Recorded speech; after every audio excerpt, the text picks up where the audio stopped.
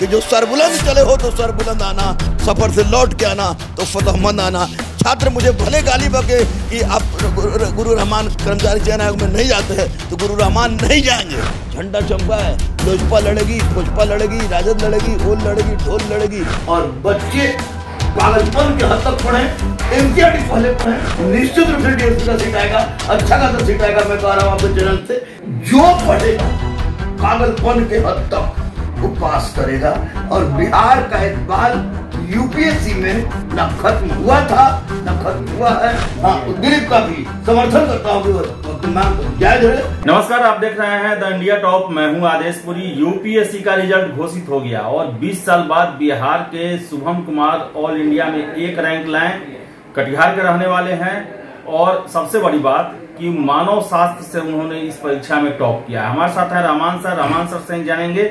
Sir, Shubham Kumar ने 1 rank लाया है, क्या कहना है आपका? देखिए, सबसे पहले तो मैं शुभम कुमार को बहुत बहुत बधाई दूंगा, क्योंकि 20 साल से जो अवधारणा लेकर लोग चल रहे थे कि यूपीएससी जो कभी आईएएस और आईपीएस की फैक्ट्री मानी जाती थी, उसका एक बार खत्म हो गया है। उस एक बार को पुनर्स्थापित कर रहे हैं। तो मैं शुभम कुमार को एक ग्रेट सैल्यूट के साथ स्वागत करूंगा। साथ ही साथ उन लोगों को भी ये बताना चाहूंगा जो कि कहते हैं, मैंने भी टेक्नोक्रेट का विरोध किया था बीपीएससी में, आप ही के चैनल से। तो मैं बताना चाहूंगा कि भले ये मुंबई से आईआईएम हो, उसके बावजूद मानविकी सब्जेक्ट मानव शास्त्र रखकर इन्होंने टॉप किया। आवास कुमार झा मानव आपको हिस्ट्री रख के, उसका हिस्ट्री सब्जेक्ट था। दूसरा रैंक भी सर समाज शास्त्र से, दूसरा रैंक आपको समाज शास्त्र है। तो इसका मतलब कि यह प्रमाणित कर रहा है कि जो पढ़ेगा पागलपन के हद तक वो पास करेगा। और बिहार का एक बाल यूपीएससी में न खत्म हुआ था न खत्म हुआ है। निश्चित रूप से सीसेट के कारण कुछ प्रॉब्लम से बिहार गड़बड़ाया था, लेकिन अब बिहार के आम गांव के, जैसे ओम प्रकाश गुप्ता आपको फतुआ का, जंदा का मेरा बच्चा, वो आपको कटिहार का बच्चा, दूर दराज के बच्चे पास कर रहे हैं। बहुत बड़ी उपलब्धि है बिहार की, बहुत बड़ी उपलब्धि। और मुझे लगता है निश्चित रूप से आपके चैनल से मुझे कहने में कोई संकोच नहीं होगी कि इस तरह का रिजल्ट देकर बिहार के बच्चों ने, बिहार के आम युवाओं में यह जोश भर दिया है कि अगर इंसान चाहे तो कुछ भी कर सकता है। और सबसे बड़ी बात कि 150 के से ज्यादा लड़कियों का यूपीएससी में परीक्षा में चयन भी इस बात को बढ़ा रहा है, बता रहा है कि भारत बदल रहा है, बिहार बदल रहा है। और इस बदलने के कारण दुर्भाग्य से कोई पार्टी और नेता लोग नहीं हो गए। इस बदलने के कारण यही है कि बच्चे अब किसी कैटेगरी के हैं, वो कैटेगरी की चिंता बाद में कर रहे हैं और पढ़ रहे हैं पहले। इसलिए पढ़ाई की दर बढ़ी है। और निश्चित रूप से देखिएगा आदेश कि ये शुभम की का टॉप होना, बच्चियों का इतना तेजी से आगे आना, आने वाले समय में परीक्षा में बिहार की स्थिति को और मजबूती के साथ प्रस्तुत करेगा। Great salute to Shubham, great salute to Shubham. तो सर, बीपीएससी 67वीं का सब नोटिफिकेशन जारी कर दिया गया है और 555 सीट है और डीएसपी का एक भी सीट नहीं है। नहीं, डीएसपी का एक भी सीट नहीं है, ऐसी बात नहीं है। डीएसपी का सीट आएगा, 28 सीट तो ऑलरेडी था, जिसको अभी तक नहीं दिया गया। कारण है कि डीएसपी होम विभाग से दिया जाता है। होम विभाग ने सीट पूरा क्लियर नहीं कर पाया था और 23 तारीख को आंदोलन हुआ था बच्चों का। और बच्चों के मन में संशय की स्थिति बनी हुई थी कि 213 दरोगा और के बाद उनके पास कुछ नजर नहीं आ रहा था, कुछ नजर नहीं आ रहा था। तो आप सब यही सोच रहे थे कि इंटर स्तरीय 2 कॉप, अरे फर्स्ट जब लटका 7 साल से 2 कॉप, उसके लिए दिल्ली बेचारा आंदोलन कर रहा है।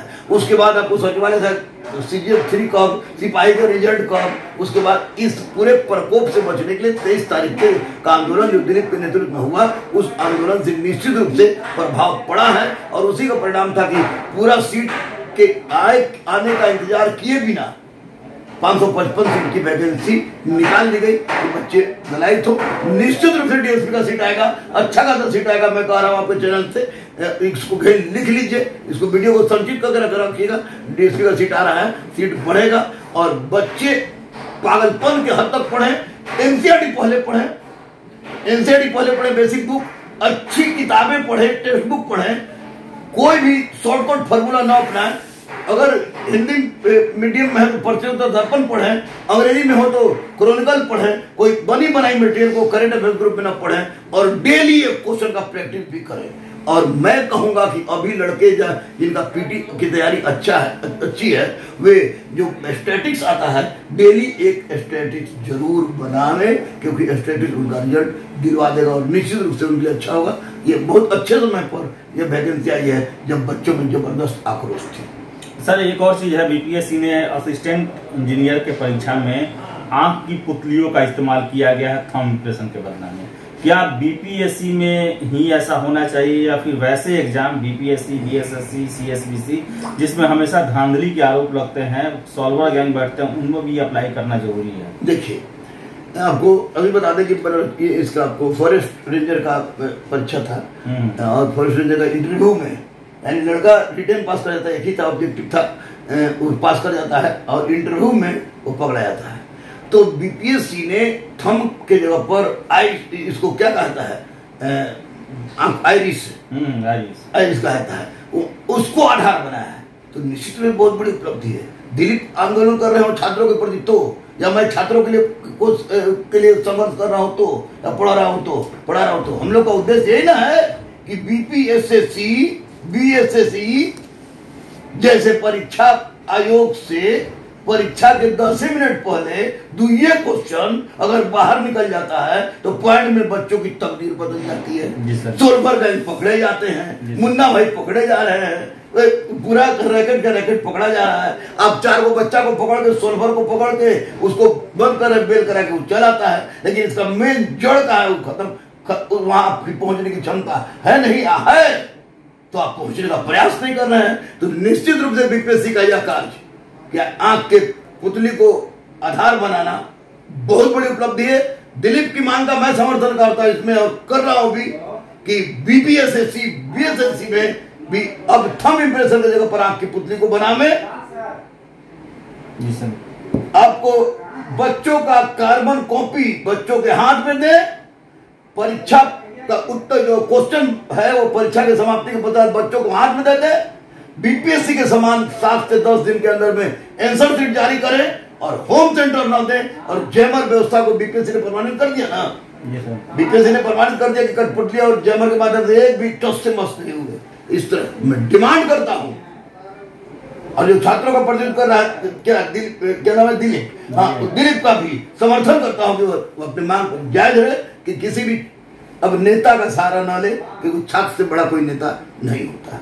तो जैमर सिस्टम इतना बढ़िया से नहीं था तो हुआ, तो मैं माननीय मुख्यमंत्री नीतीश कुमार जी से मैं भी मांगता रहा हूँ और छात्रों का कि हित के बारे में जो सोचता है दिलीप वो भी मांगता रहा। मेरा बच्चा है, निश्चित रूप से छात्रों के लिए लड़ रहा है। ये तो ऐसी परिस्थिति में हम लोग की सब डिमांड है कि बीपीएसएससी हो या बीएसएससी हो वो भी अब स्टूडेंट का आपको कार्बन कॉपी दे, आपको होम सेंटर देना बंद कर दे, आंसर शीट जारी करे और साथ ही साथ जो सबसे बड़ी बात है कि परीक्षा के पहले जो क्वेश्चन वायरल होता है उस पर रोक लगावे और थंब इम्प्रेशन की जगह पर, क्योंकि बहुत सारे मुन्ना भाई पैदा हो गए हैं। पकड़ लिया परसों तुलसी होटल में पकड़ाया, सब लोग पकड़ाया, तो थंब इम्प्रेशन आंख का पुतली वाला नियम को लागू करें। और माननीय मुख्यमंत्री नीतीश कुमार इस बात को चैलेंज के रूप में स्वीकार करें, क्योंकि हर बार बच्चे बर्बाद हों संभव नहीं है। बिहार बदल रहा है, भारत बदल रहा है और जब यूपीएससी में शुभम टॉप करके दिखा सकता है कि वो भी बिहार का हिस्सा कर सकता है, तो अगर शिक्षा को सुधार दिया जाए तो निश्चित रूप से बिहार नालंदा विश्वविद्यालय वाले समय की परिस्थिति में बिहार को लाने की स्थिति में हो जाएगा। सर बात तो सर यूपीएससी बीपीएससी की हो गई, लेकिन बीएसएससी की बात करें, आंदोलन हुआ 23 तारीख को और जो समस्याएं थी अभी तक सॉल्व एक तरह से नहीं हो पाया। परीक्षा जो है वो नवंबर में डेट दिया गया है काउंसलिंग का, क्या लगता है कब तक चलेगा? आंदोलन का कितना प्रभाव पड़ा है? देखिए, आंदोलन का तो 100% प्रभाव पड़ा है। मैं एक बात बता दूं आपको कि चूँकि मैं एक लंबे समय से दिल्ली के कॉन्टेक्ट में नहीं रहा हूँ, हालांकि मेरा छोटा भाई स्टूडेंट है, लेकिन दो चीज़ एक बात मैं बताऊंगा इसमें, इस आपको स्पष्ट रूप से, न किसी आधो का लेना ना माधो का देना, ना किसी पार्टी का मैं एजेंट नहीं हूँ, ना प्राथमिक सदस्य भी नहीं हूँ, गुरु हूँ और गुरु में मैं जाऊँगा।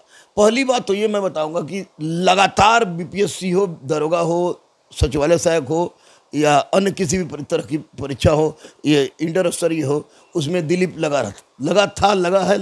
हुआ है। निश्चित रूप से जेल भी गया बेचारा।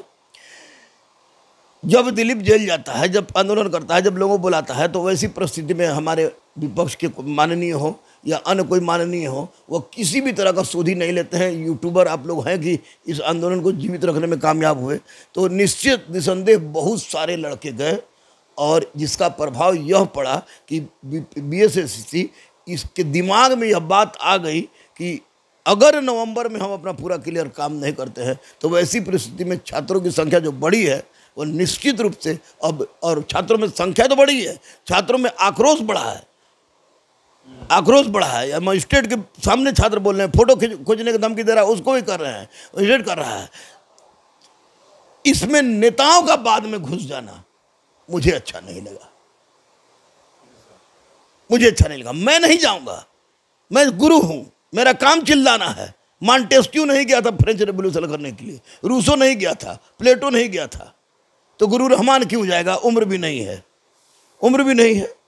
अगर ऐसा बात होता तो चाणक्य साम्राज्य की स्थापना होती, ना कि मौर्य साम्राज्य की। चाणक्य दोनों काम कर लेता, तो मैं काम कर रहा हूं। लेकिन मैं इस आंदोलन से थोड़ा सा व्यथित इसलिए हुआ कि लगातार 5 सालों से मैं जिस बच्चा को देख रहा हूं, दिलीप कुमार को, इधर मेरी बहुत दिन से बात भी नहीं है, आंदोलन के बाद भी बात मेरी नहीं हुई, पता नहीं कहाँ है, मैं बात करूंगा उससे, तो देखूंगा कि लगातार प्रयास किया और जाने वाले कुछ नेता गए, अपना चेहरा दिखाए, झंडा चमकाए, लोजपा लड़ेगी, फोजपा लड़ेगी, राजद लड़ेगी, ओल लड़ेगी, ढोल लड़ेगी, कह के चले आए। अरे भाइयों, मैं स्पष्ट रूप से, दिलीप जहाँ कहीं भी हो ये बात सुनेंगे तो ये दिमाग में रखें कि आपके साथ छात्र हैं, छात्र से बड़ी कोई शक्ति नहीं होती है। और वैसी परिस्थिति में किसी पार्टियों का इस मुद्दे पर इस वक्त किसी भी परिस्थिति में मिलना नहीं होना चाहिए, क्योंकि जब तुम संकट में थे, जेल जा रहे थे, लाठी खा रहे थे, तब तुम्हारे साथ किसी ने आवाज नहीं उठाया था।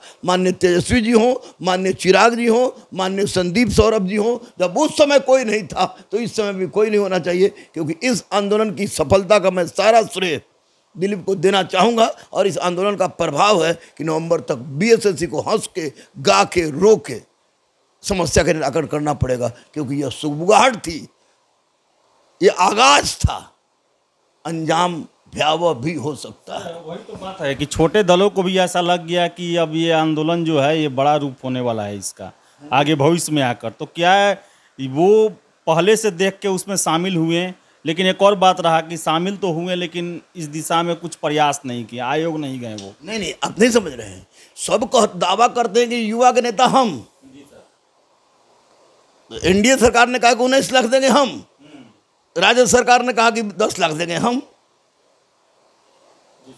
बोले ना 19,000 दिया गया और ना 10,000 दिया गया। तो आप भैया मान ले कि जो सत्ता में चले हैं उनका काम है देना, आप दीजिए।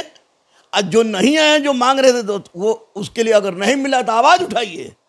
तो ये आवाज न उठाना उनकी इस बात को प्रमाणित करती है कि प्रारंभ में सारे दलों ने यह सोच रखा था कि छात्र के पास अब पार्टी, जाति और झंडा के हिसाब से छात्र एकत्रित होगा। लेकिन 23 तारीख के आंदोलन का आंदोलन जो दिलीप के नेतृत्व में हुआ, उसने तिरंगा के साथ लड़कों को एकत्रित किया, जो इस बात को प्रमाणित कर दिया कि यह आंदोलन जमीन से जरूर उठी है, आकाश की बुलंदी को छुएगी। क्योंकि जब जब छात्र पगलाता है, एक क्रांति आता है। कोई कहता है कि दिलीप नेता बनेगा।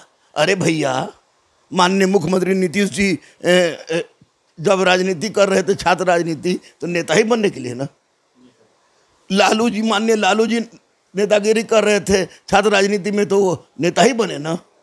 रामविलास पासवान जी नेता ही बने ना। तो अगर दिलीप बन जाता है नेता और छात्रों के हित की आवाज उठाता है, तो साला लोकतंत्र की इससे बड़ी खूबसूरती क्या हो सकती है मिस्टर आदेश।